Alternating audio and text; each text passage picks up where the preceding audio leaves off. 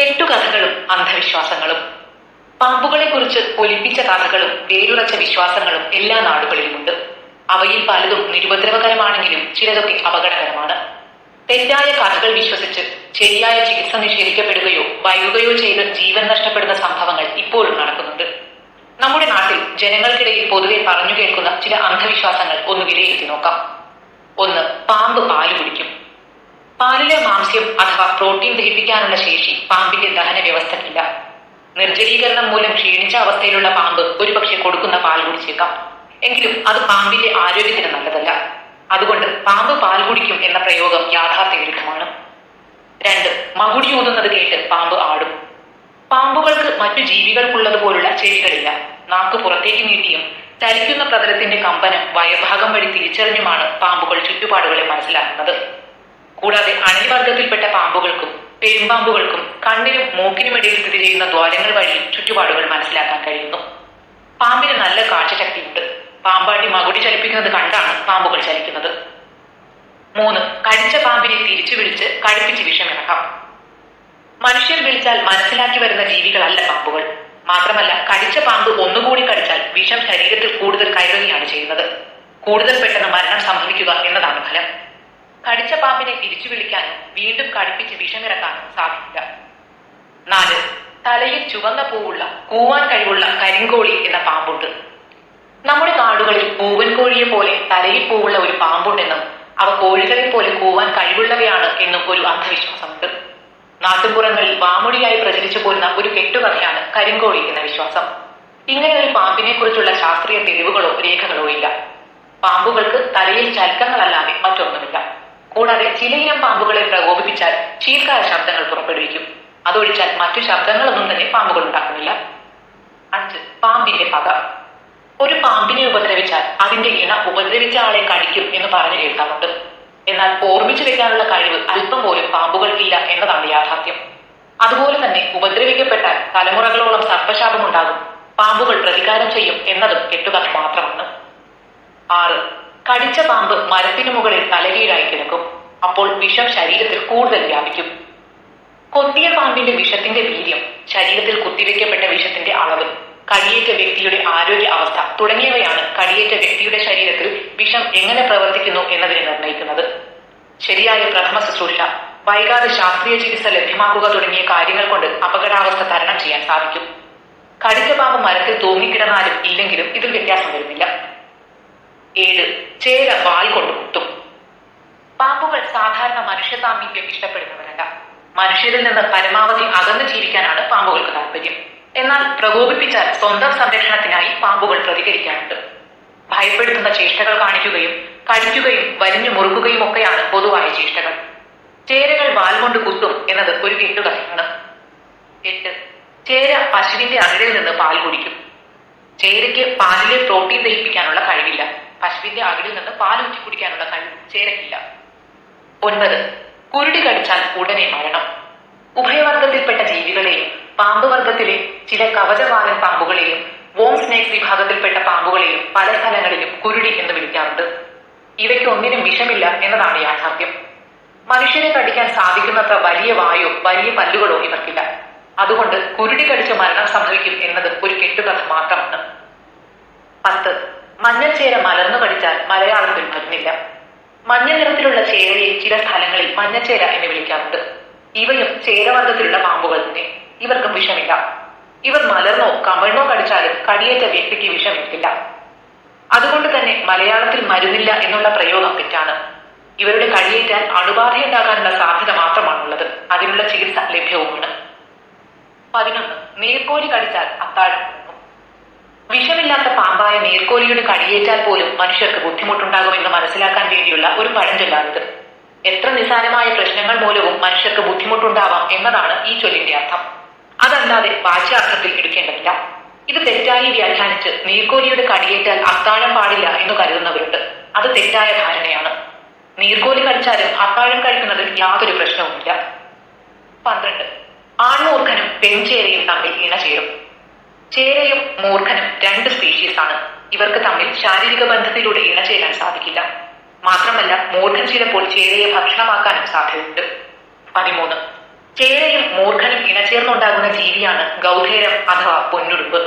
ഇത് കടിച്ചാൽ വിഷം തലച്ചോറിലെത്തി കെട്ടിക്കിടക്കുകയും 13-ാം ദിവസം മരിക്കുകയും ചെയ്യും. ചേരയും മൂർഖനും രണ്ട് വ്യത്യസ്ത സ്പീഷീസാണ്. ഇവ തമ്മിൽ ഇണചേരുകയില്ല. അതുകൊണ്ട് തന്നെ പൊന്നുടുമ്പ് അല്ലെങ്കിൽ ഗൗധേരം എന്ന കുഞ്ഞും ഉണ്ടാവുകയില്ല. അതുകൊണ്ട് തന്നെ കടിയേൽക്കുമെന്നത് ഒരു തെറ്റിദ്ധാരണയാണ്. സൂര്യപ്രകാശത്തിൽ തിളങ്ങുന്ന ഉടുമ്പുകളെ ചിലർ പൊന്നുടുമ്പ് എന്ന് വിളിക്കാറുണ്ട്. ഇവയുടെ കടിയേറ്റാൽ അണുബാധയ്ക്കുള്ള സാധ്യതയുണ്ട്. അതുകൊണ്ട് ചികിത്സ തേടണം. 14. ശിവനാഗങ്ങൾ രാത്രിയിൽ വായിൽ മാണിക്യവുമായി കൈലാസത്തിലേക്ക് പറക്കും. പാമ്പുകൾക്ക് പറക്കാനുള്ള കഴിവില്ല. ശിവനാഗം എന്ന പേരിൽ ഒരു പാമ്പുമില്ല. വിശ്വാസത്തിന്റെ ഭാഗമായി പാമ്പുകളെ ആരാധിക്കുന്ന മനുഷ്യരുണ്ട്. അതിന്റെ ഭാഗമായി തന്നെ ധാരാളം കെട്ടുകഥകൾ പ്രചരിക്കുകയും ചെയ്യുന്നുണ്ട്. അത്തരത്തിലൊന്നാണിത്. 15. പെരുമ്പാമ്പ് മുള്ളുകൊണ്ട് കുത്തും. പെരുമ്പാമ്പിന്റെ വിസർജന ദ്വാരത്തിന്റെ ഇരുവശങ്ങളിലുമായി അനാൽസ്പർ അഥവാ ഗുദമുള്ളുകൾ കാണപ്പെടുന്നു. ഇതുകൊണ്ട് കുത്താനുള്ള കഴിവൊന്നും പെരുമ്പാമ്പിനില്ല. ഇരയെയോ ശത്രുവിനെയോ ചുറ്റിവരിയുമ്പോൾ ചിലപ്പോൾ ഇത് അവയുടെ ശരീരത്തിൽ തട്ടിയേക്കാമെന്ന് മാത്രം. 16. പെരുമ്പാമ്പിന്റെ നെയ്യ് ഔഷധ ഗുണമുള്ളതാണ്. അത് തേച്ചാൽ മുറി കൂടും. വന്യജീവി സംരക്ഷണ നിയമപ്രകാരം സ്കെഡ്യൂൾ 1 ഉൾപ്പെട്ടിരിക്കുന്ന ജീവിയാണ് പെരുമ്പാമ്പ്. ഇവയെ കൊന്ന് നെയ്യെടുക്കുന്നത് കുറ്റകരമാണ്. പെരുമ്പാമ്പിന്റെ നെയ്ക്ക് എന്തെങ്കിലും അത്ഭുത ശേഷിയില്ല. അത് തേച്ചാൽ മുറിവ് കൂടുമെന്ന് പറയുന്നതും കേട്ടുകഥയാണ്. ശരീരത്തിൽ മുറിവുണ്ടായാൽ വൃത്തിയായി സൂക്ഷിക്കുകയും ചികിത്സ തേടുകയുമാണ് വേണ്ടത്. 17. ഇലകൾക്കിടയിൽ കാണുന്ന പത പാമ്പ് ഊതുന്നതാണ്. പാമ്പ് ഇലകളുടെ അടിയിലെന്നല്ല ഒരിടത്തും പത ഊതിപ്പിടിപ്പിക്കുകയില്ല. അതിനുള്ള കഴിവ് പാമ്പുകൾക്കില്ല. ഇലകളുടെ അടിയിൽ കാണുന്ന പത പോലുള്ള വസ്തു ഉണ്ടാക്കുന്നത് തുപ്പൽ പ്രാണി അഥവാ സ്പിറ്റിൽ ബഗ്ഗാണ്. 18. മൂർഖൻ പാമ്പുകളാണ് ആവണക്കിന്റെ വിത്ത് വിതരണം നടത്തുന്നത്. മൂർഖൻ പാമ്പുകൾ തികഞ്ഞ മാംസഭുക്കുകളാണ്. എലികളും തവളകളും അത്തരം ചെറുജീവികളുമാണ് അവയുടെ പ്രധാന ആഹാരം. ആവണക്കിൻ കുരു മൂർഖൻ പാമ്പുകൾ ആഹാരമാക്കുകയോ വിത്ത് വിതരണം നടത്തുകയോ ചെയ്യുന്നില്ല. 19. മൂർഖനെ കൊന്നാൽ അവ ചാവുമ്പോൾ അതിന്റെ കണ്ണിൽ കൊന്നവന്റെ ഫോട്ടോ എടുത്തു വെക്കും. പിന്നെ ഇണപ്പാമ്പ് വന്ന് ആ ചിത്രം നോക്കി ആളെ തിരിച്ചറിഞ്ഞ് പ്രതികാരം ചെയ്യും. ഫോട്ടോ എടുത്തു വെക്കാനുള്ള ശേഷി മൂർഖനില്ല. മരിച്ച പാമ്പിന് ഇണയോട് ആശയവിനിമയം നടത്താനും സാധിക്കില്ല. എന്തെങ്കിലും സംഭവങ്ങൾ ഓർത്തു വെച്ച് പ്രതികാരം ചെയ്യാനുള്ള കഴിവും പാമ്പുകൾക്കില്ല. 20. ചേര മൂത്ത് വിഷമുള്ള കരിവേലയായി മാറും. ഇല്ല, ചേര വിഷമില്ലാത്ത പാമ്പാണ്. പ്രായം കൂടുമ്പോൾ മറ്റൊരു സ്പീഷീസായി മാറില്ല. വിഷവും ഉണ്ടാകില്ല. 21. പച്ചിലപ്പാമ്പ് കണ്ണിൽ കുത്തും. പച്ചിലപ്പാമ്പുകൾ സാധാരണയായി കുറ്റിച്ചെടികൾ, മരങ്ങൾ, പാവൽ, പടവലം തുടങ്ങിയവയുടെ പന്തലുകൾ എന്നീ ഇടങ്ങളിലാണ് കാണാറുള്ളത്. പലപ്പോഴും നമ്മുടെ തലയുടെ ഒപ്പമുള്ള ഉയരത്തിലായിരിക്കും ഇത്തരം പന്തലുകൾ. അവയുടെ മുകളിലിരിക്കുന്ന പാമ്പുകൾ ആത്മരക്ഷാർത്ഥം തലയിലോ മുഖത്തോ കടിക്കാൻ ശ്രമിച്ചേക്കാം. ഇതാണ് ഇത്തരമൊരു അന്ധവിശ്വാസത്തിന്റെ കാരണം. 22. ശരപ്പാമ്പ് അഥവാ പച്ചിലപ്പാമ്പ് വായുവിലൂടെ ശരം വിട്ടതുപോലെ വന്ന് നമ്മുടെ ഒരു ചെവിയിലൂടെ കയറി മറുചെവി തുളച്ചിറങ്ങിപ്പോകും. യാതൊരു അടിസ്ഥാനവുമില്ലാത്ത വിശ്വാസമാണിതെന്ന് പ്രത്യേകം പറയേണ്ടല്ലോ. ആദിവാസികളുടെ ഇടയിലാണ് ഈ വിശ്വാസം പ്രബലം. ഒരുപക്ഷെ പച്ചിലപ്പാമ്പിന്റെ വേഗതയായിരിക്കാം ഇങ്ങനെയൊരു വിശ്വാസത്തിന് കാരണമായത്. കൂടെ പക്ഷിയുടെ ചുണ്ടുപോലെ കൂർത്ത തലയുടെ അറ്റവും. 23. പാമ്പ് മുട്ട കൊത്തിക്കുടിക്കും. താരതമ്യേന വലിയ പാമ്പുകളുടെ പ്രധാന ആഹാരം എലി പോലുള്ള ചെറിയ ജീവികളും തവളകളും പല്ലികളും മറ്റു പാമ്പുകളുമൊക്കെയാണ്. അപൂർവമായി പക്ഷികളുടെയും മറ്റും മുട്ടകൾ ചില പാമ്പുകൾ ആഹാരമാക്കാറുണ്ട്.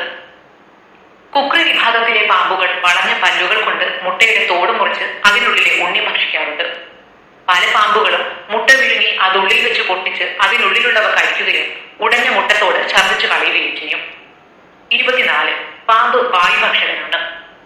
താരതമ്യേന വലിയ പാമ്പുകൾ വലിയ ഇരയെ അകത്താക്കി കഴിഞ്ഞാൽ പിന്നീട് കുറച്ചു ദിവസങ്ങൾ ആഹാരം കഴിക്കില്ല. അതുകൊണ്ടുണ്ടായ ഒരു ചൊല്ലാണ് ഇതെന്ന് കരുതുന്നു. 25. കൊമ്പേറി മൂർഖൻ കടി കഴിഞ്ഞാൽ ഉയരമുള്ള മരക്കൊമ്പിൽ തല കീഴായി തൂങ്ങും. കടിയേറ്റു മരിച്ചയാളിന്റെ പട്ടണപ്പുക കണ്ടിട്ട് താഴെ ഇറങ്ങും. ഈ വിശ്വാസം തമിഴ്നാട്ടിലും തമിഴ്നാടിനോട് ചേർന്ന കേരളത്തിന്റെ പ്രദേശങ്ങളിലുമാണ് കൂടുതൽ. അവർ കൊമ്പേറി മൂർഖൻ എന്ന് വിളിക്കുന്നത് നമ്മുടെ വില്ലൂന്നി പാമ്പിനെയാണ്. കടിച്ച ശേഷം തലകീഴായി തൂങ്ങിക്കിടക്കുമെന്നതൊക്കെ കെട്ടുകഥകൾ മാത്രമാണ്. മാത്രമല്ല അത് വിഷമില്ലാത്ത പാമ്പാണ് താനും. 26. പാമ്പ് ചത്താലും 13 ദിവസം ജീവനുണ്ടാകും. പരിക്കേറ്റ പാമ്പുകൾക്ക് പോലും കടിക്കാനും വിഷമേൽപ്പിക്കാനുമുള്ള ശേഷിയുണ്ട്. പരിക്കുപറ്റി രണ്ടായി വേർപെട്ട പാമ്പിന് പോലും കുറച്ചു സമയത്തേക്ക് കടിക്കാനും വിഷമേൽപ്പിക്കാനും സാധിക്കും. ശീതരക്ത ജീവികളായ പാമ്പുകൾക്ക് ഉപാപചയ പ്രവർത്തനങ്ങൾക്ക് ആവശ്യമായി വരുന്ന ഊർജം കുറവായതാണ് ഇതിന് കാരണമെന്ന് കരുതുന്നു. എന്നാൽ 1-2 മണിക്കൂറിനപ്പുറം ഇതിനുള്ള ശേഷി ഇല്ലാതാവും. ഈ പ്രതിഭാസം മൂലമുണ്ടായ വിശേഷണമാകാനാണ് സാധ്യത. 27. മൂർഖവർഗവും രാജിതവർഗവും ഇണചേർന്ന് വേന്തിരവർഗം ഉണ്ടാവും. ചില പഴയകാല ആയുർവേദ പുസ്തകങ്ങളിലുണ്ടായിരുന്ന ഒരു തെറ്റായ വിശ്വാസമാണിത്. 28. മൂർഖൻ വാലിൽ കുത്തിച്ചാടും. തല കുറച്ചൊന്നുയർത്തി പത്തി വിരിച്ച് മുന്നിലുള്ള ശത്രുവിനെ ആഞ്ഞുകൊത്തുമ്പോഴും മറ്റും ആ ആയത്തിന്റെ ബലത്തിൽ പാമ്പ് കുറച്ചൊന്ന് മുന്നോട്ട് തെറിച്ചു നീങ്ങിയേക്കാം. ഇത് വാലിൽ കുത്തി ചാടുന്നതായി തെറ്റിദ്ധരിക്കപ്പെട്ടതാവാം. 29. മൂർഖന്റെ പത്തി മുറിച്ചാൽ മുറിഞ്ഞ പത്തി പക്ഷിയെ പോലെ പറന്നു കടിക്കും. പത്തി ഭാഗത്ത് മുറിവേറ്റ മൂർഖൻ പാമ്പിന് കുറച്ചു സമയത്തേക്ക് മറ്റുള്ളവരെ കടിക്കാനും വിഷമേൽപ്പിക്കാനും സാധിക്കും. എന്നാൽ സഞ്ചരിക്കാനുള്ള ശേഷിയുണ്ടാവില്ല. മുറിഞ്ഞ പത്തി പക്ഷിയെ പോലെ പറന്നു നടക്കുമെന്നൊക്കെ അതിശയോക്തിപരമായ വിശേഷണം മാത്രമാണ്. 30. മൂർഖൻ മൂത്തു ചുരുങ്ങി ചിത്രശലഭം പോലെയാവും. ഒരുപക്ഷെ നാഗശലഭം പോലുള്ള മൂർഖൻ പത്തി വിരിച്ച പോലെ തോന്നിക്കുന്ന ചിറകുകളുള്ള ശലഭങ്ങളാവാം യാതൊരു അടിസ്ഥാനവുമില്ലാത്ത ഈ വിശ്വാസത്തിന്റെ കാരണം. 31. നീർക്കോലി മൂത്താൽ കരപ്പുളവനാകും. നീർക്കോലി പ്രാദേശികമായി പുളവൻ എന്ന പേരിലും അറിയപ്പെടാറുണ്ട്. പൊതുവെ ജലസ്രോതസ്സുകളോടനുബന്ധിച്ച് ജീവിക്കുന്ന ഇവയെ കരപ്രദേശങ്ങളിലും കാണാൻ സാധിക്കും. അല്ലാതെ അത് കരപ്പുളവൻ എന്ന പുതിയൊരു ഇനമായി മാറുകയല്ല. 32. ചേര കന്യകകളെ പ്രണയിക്കും. ഈ അന്ധവിശ്വാസത്തിന്റെ ഉൽപ്പത്തിക്കുള്ള കാരണം എന്താണ് എന്നറിയില്ല. ഒരുപക്ഷെ ഉത്തരേന്ത്യയിൽ നിന്ന് അല്ലെങ്കിൽ പാമ്പുകളെ കുറിച്ചുള്ള അതിശയോക്തിപരമായ ഹിന്ദി സിനിമകളിൽ നിന്നൊക്കെയാകാം ഇങ്ങനെയൊരു തെറ്റായ വിശ്വാസം ഉരുത്തിരിഞ്ഞു വന്നത്. 33. ചിതൽപുറ്റ് പൊട്ടിച്ചാൽ നാഗകോപമുണ്ടാവും. ഉപേക്ഷിക്കപ്പെട്ട ചിതൽപുറ്റുകളുടെ ഉള്ളിൽ പലപ്പോഴും പാമ്പുകൾ താമസമാക്കാറുണ്ട്. മൂർഖനും അങ്ങനെ ചെയ്യാറുണ്ട്. മൂർഖനെ, പ്രത്യേകിച്ച് ഇത്തിരിയൊരു തിളക്കമുള്ള മഞ്ഞ നിറമുള്ള പാമ്പിനെ ദിവ്യനാഗമെന്നൊക്കെ പലരും വിശേഷിപ്പിക്കാറുണ്ട്. അങ്ങനെ ദിവ്യനാഗം വസിക്കുന്ന ചിതൽപുറ്റിനും ദിവ്യത്വം കൽപ്പിക്കപ്പെടുന്നു. ഇതാവും ചിതൽപുറ്റ് പൊട്ടിച്ചാൽ സർപ്പകോപം ഉണ്ടാകും എന്നുള്ള തെറ്റായ വിശ്വാസത്തിന്റെ അടിസ്ഥാനം. പ്രകൃതി സംരക്ഷണത്തിന് വേണ്ടി ആളുകളിൽ ഭയം ജനിപ്പിക്കാൻ വേണ്ടിയാകാം ഇത്തരം വിശ്വാസങ്ങൾ പല സ്ഥലങ്ങളിലും പ്രചരിപ്പിച്ചിരുന്നത് എന്നും കരുതപ്പെടുന്നു. 34. നാഗകോപം മൂലം ചൊറിയും ചിരങ്ങും വെള്ളപ്പാണ്ടും ഉണ്ടാകും. വിഷപ്പാമ്പിന്റെ കടിയേറ്റവരിൽ പലപ്പോഴും കടിയേറ്റ ഭാഗത്തെ കോശങ്ങളിൽ നെക്രോസിസ് എന്നറിയപ്പെടുന്ന അഴുകൽ കാണാറുണ്ട്. ഇങ്ങനെ അഴുകുന്ന കോശങ്ങൾക്ക് പകരം പുതിയവയുണ്ടാകാൻ സ്വാഭാവികമായും കുറച്ചു കാലതാമസം ഉണ്ടാകും. ആ സമയത്ത് അവിടെ വെളുത്ത അടയാളങ്ങൾ പാണ്ടു പിടിച്ചതുപോലെ കാണാറുണ്ട്.